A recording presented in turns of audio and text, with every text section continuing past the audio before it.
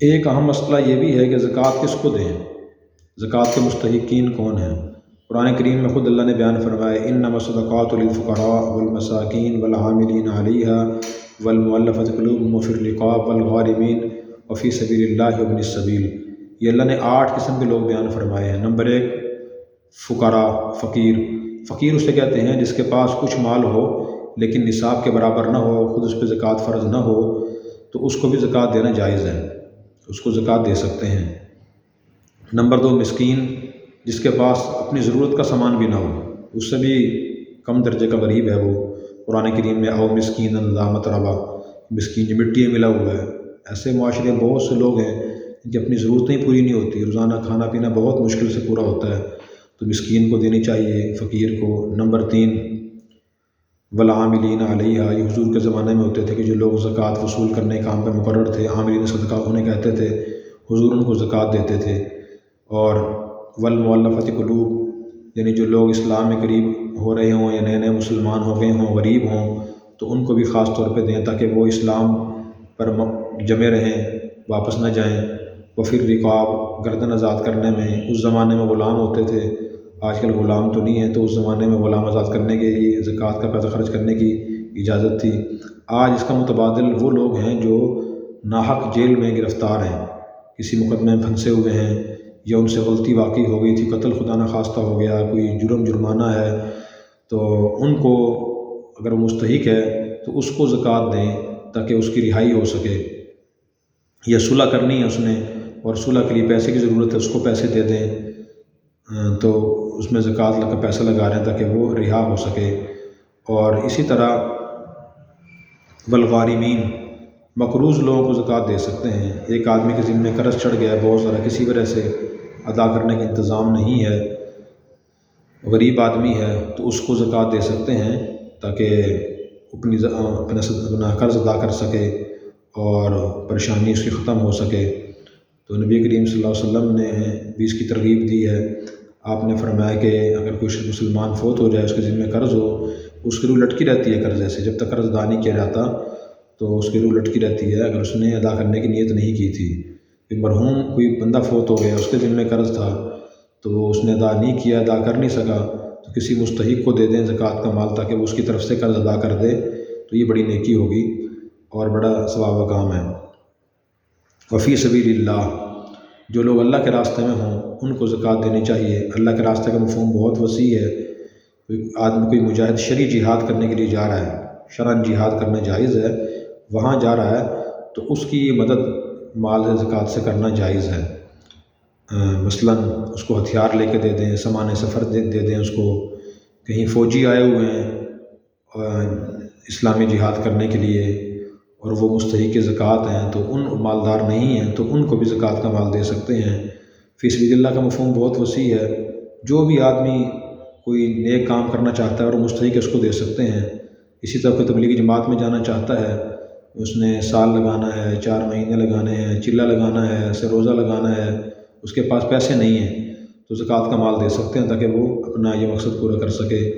مدارس کے طلباء ہیں تو ان کو مدارس میں تو ہیں کنفرم زکوٰۃ کا مصرف کہ وہاں غریب مسکین طلباء ہوتے ہیں، تو ان کو زکوٰۃ کا مال دے سکتے ہیں۔ کسی طالب علم کو اپنے ذمہ لے سکتے ہیں کہ یہ جو حافظ بن رہے ہیں یا یہ عالم بن رہے ہیں، ان کا جوتا کپڑا رہائش یا کھانا پینا کتابوں خرچہ سارا میرے ذمہ ہے، میں دیا کروں گا، صدقہ جاریہ ہوگا یہ۔ تو نبی پاک صلی اللہ علیہ وسلم نے فرمایا جب آدمی فوت ہو جاتا ہے تو اس کا نام اعمال بند ہو جاتا ہے، کیونکہ وہ کوئی نیک کام کرتا نہیں ہے تو نام اعمال میں اضافہ نہیں ہوتا۔ ہاں کچھ چیزیں ہیں جن کا ثواب لکھا جاتا رہتا ہے۔ فرمایا کہ او علم ينتفع به، آدمی علم چھوڑ گیا اور لوگ اس سے فائدہ حاصل کرتے رہے، اس کا ثواب لکھا جائے گا۔ اس کی کئی شکلیں ہیں۔ ایک شکل یہ کہ آدمی کسی کو عالم بنا جائے، حافظ قاری بنا جائے، اسے پیسہ خرچ کر دے، یا آدمی کتابیں چھپوا دے، اہل علم میں کی کتابیں وہ تقسیم کر دے، کسی کو قرآن شریف لے کے دے دے، لوگ اس سے پڑھتے رہیں، سیکھتے رہیں، تو یہ بھی صدقہ جاریہ کی شکل ہے۔ تو اس لیے اس کی بھی ہمیں کوشش کرنی چاہیے کہ مدارس میں دیں زکوٰۃ۔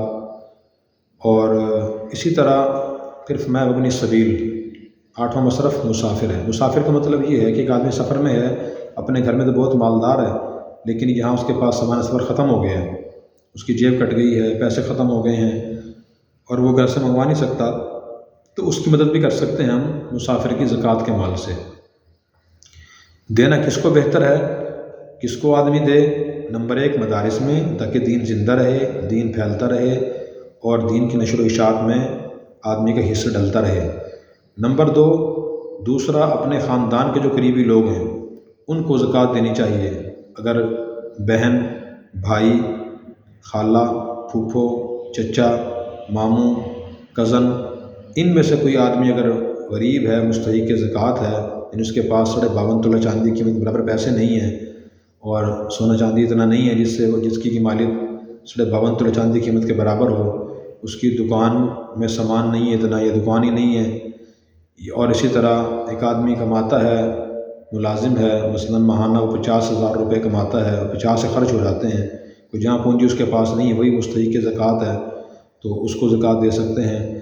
بتانا بھی ضروری نہیں ہے کہ میں زکوٰۃ کا مال دے رہا ہوں، نیت کر لینا کافی ہے کہ میں زکوٰۃ کا مال دے رہا ہوں۔ اسے کسی بھی عنوان سے اور نام سے دے سکتے ہیں آپ یہ کہیں میری طرف سے یہ ہدیہ ہے، تحفہ ہے، بچوں کی عید ہے، میری طرف سے آپ کو دے رہا ہوں میں، یہ گھر میں ذرا خرچ کر لینا، تو کسی بھی عنوان سے دے سکتے ہیں۔ تو یہ زکوٰۃ ادا کرنے کا طریقہ ہے۔ پھر بھی کوئی بات سمجھنا ہے، اپنے قریب کسی عالم دین سے پوچھ لیں۔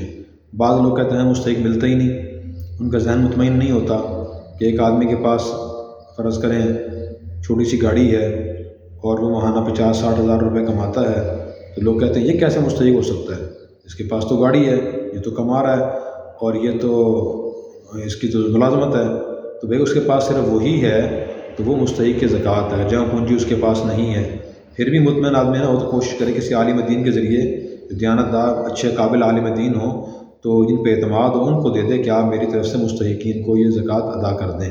بہت سے محتاط لوگ ایسا بھی کرتے ہیں، جیسے آپریشن ڈاکٹر کرتا ہے، عام بندہ نہیں کر سکتا، کرے تو غلطی ہو جاتی ہے، قریب سے غلطی کرے گا وہ، تو اسی طرح کوشش کریں گے کہ اگر آپ کو مستحق نہیں ملتا کسی اچھے عالم دین کو دے دیں کہ آپ مستحقین تک پہنچا دیں، تو مصرف تک انشاءاللہ پہنچ جائے گی۔